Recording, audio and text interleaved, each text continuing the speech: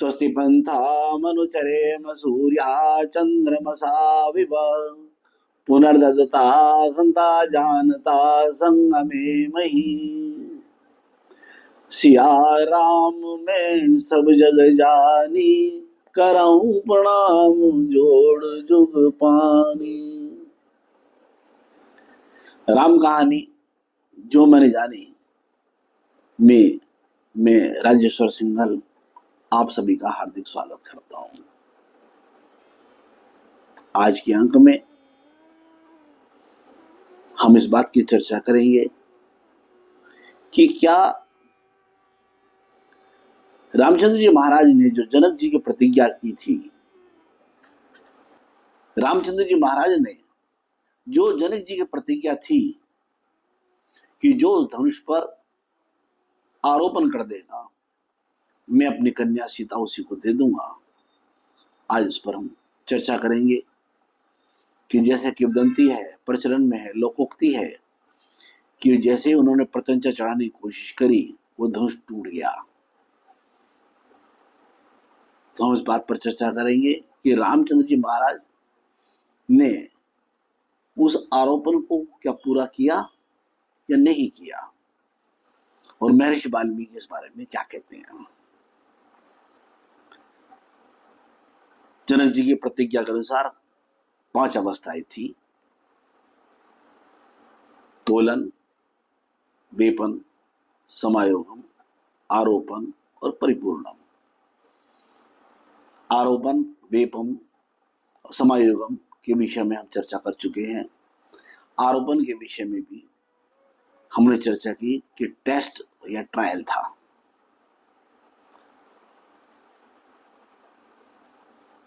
तो आरोपण पूरा हुआ या नहीं हुआ, जनक जी की प्रतिज्ञा पूरी हुई या नहीं हुई, ये हमारा आज का विषय है मुख्य रूप से। देखिए वाल्मीकि जी बालकांड में क्या लिखते हैं। वाल्मीकि जी कहते हैं, पश्यताम नर सहस्रानाम, कि उस वक्त हजारों व्यक्तियों की दृष्टि मर्यादा पुरुषोत्तम श्री राम पर टिकी हुई थी। वो उनको देख रहे थे। बहुना रघुनंदना, रघुनंदन को हजारों आदमी प्रत्यक्ष देख रहे थे जो वो उस आरोपण संबंधित कार्य को अंजाम दे रहे थे, कर रहे थे। आगे कहते हैं आरोपयत, मतलब उन्होंने उसको आरोपित कर दिया। कैसे करा? से धर्मात्मा, उस धर्मात्मा भगवान श्री राम ने उसको आरोपण कर दिया, उसका टेस्ट ले लिया। और कैसे?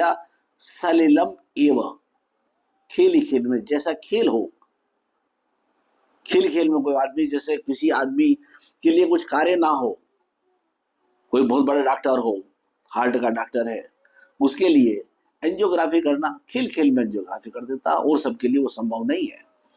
तो जिसको अभ्यास है, जिसको प्रैक्टिस है, जो पारंगत है, वो किसी कार्य को करता है, तो उसके लिए कहा कि उन्होंने पारंगत, होशियार, दक्ष व्यक्ति की तरह से खेल खेल में उस पर आरोपण कर दिया।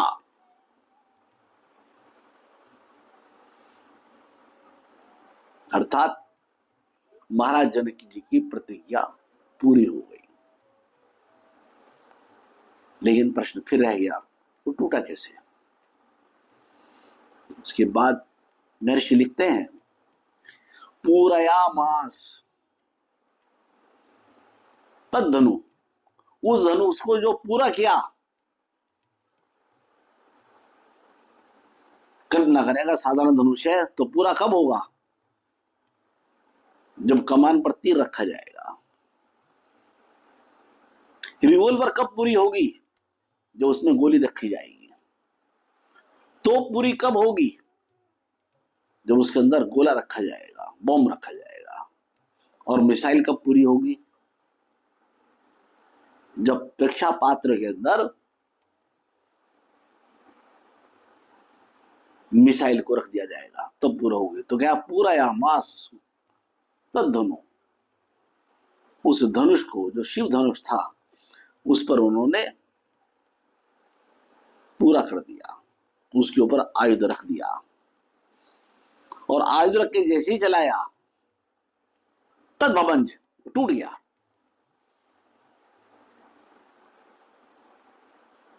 नियमित रूप से प्रयोग लाते थे वक्त आरोपण तो पूरा हो गया, लेकिन जब उसको पूरा यामास पूरा किया गया, जो उसका कार्य था, मानो कि रिवॉल्वर चलाया गया और जब गोली चलाई उसकी नाल फट जाए, टूट गया, बवंज टूट गया, टुकड़े टुकड़े हो गया। तो वो कहते हैं 4 व्यक्तियों को छोड़ करके सब बेहोश हो गए। कितनी भयंकर आवाज हुई उसकी। स्वाभाविक बात है, रिवाल्वर तो छोटी सी है, रिवाल्वर की नाल फट जाए तो भी बहुत जोर से आवाज होती है, गोली चलने की आवाज भी होती है, तोप की नाल फट जाए तो बहुत जोर से आवाज होगी। लेकिन 4 आदमी तो बेहोश नहीं हुए, जनक जी, विश्वामित्र जी, रामचंद्र जी और लक्ष्मण जी, बाकी सब बेहोश हो गए, क्योंकि वो उसके विषय में जानते थे। जनक जी चाहे उसको चलाना नहीं जानते थे, इसलिए उनके पास में वो अधूरा रखा हुआ था, लेकिन उसकी विशेषता उनको पता थी। विश्वामित्र जी का तो कहना क्या है, उन्होंने तो शिक्षित किया था तो वो जानते थे। राम ने परिपूर्ण किया उसको तो राम भी जानते थे, लक्ष्मण के साथ रहते थे, लक्ष्मण जी भी जानते थे। इन चारों को छोड़ करके बाकी सब बेहोश हो गए। जब होश में आए तब जनक जी महाराज ने अपने प्रतिज्ञा को दोहराते हुए सीता को देने की बात करी। इस विषय को और क्लियर करने के लिए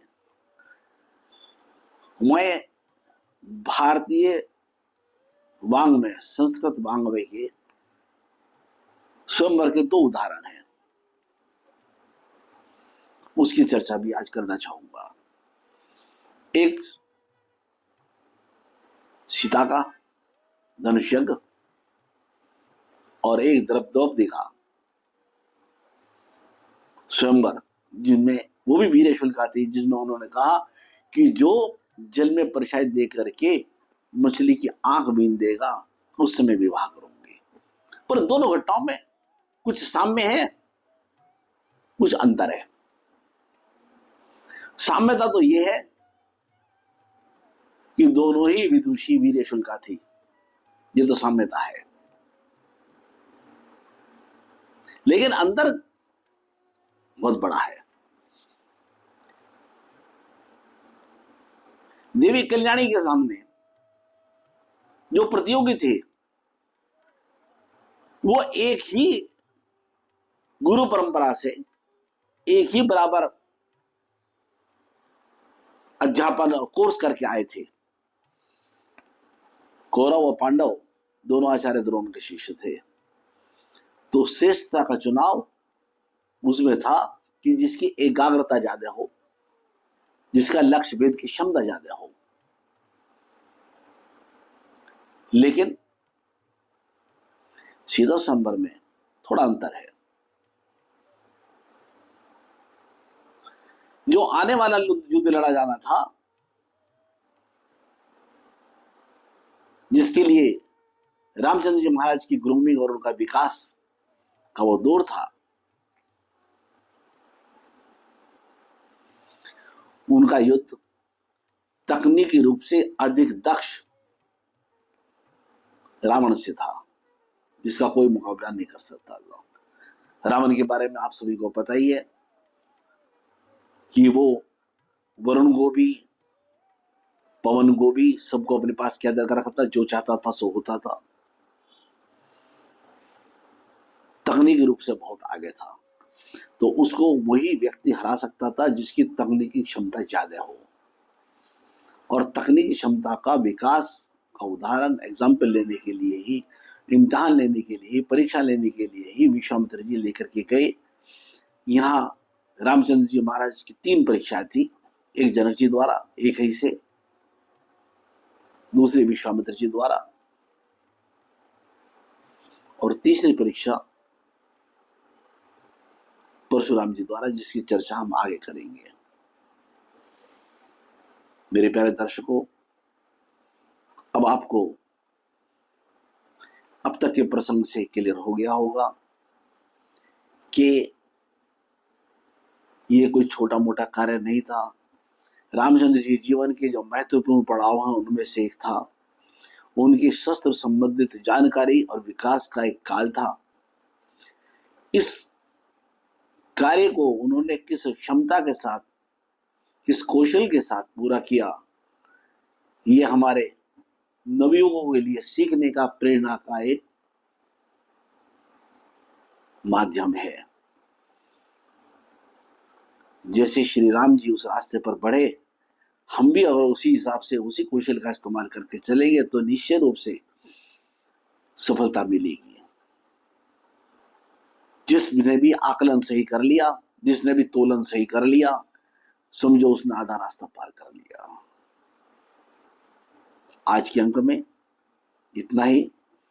अगर आपको मेरे इस चैनल के, मेरे इस अंक के कंटेंट्स अच्छे लगे हो तो आप सब्सक्राइब करिए, लाइक करिए, शेयर करिए, कमेंट्स करिए, और अगर आपके प्रश्न हैं तो मुझे अवश्य लिखें। आपके प्रश्नों को उत्तर दे करके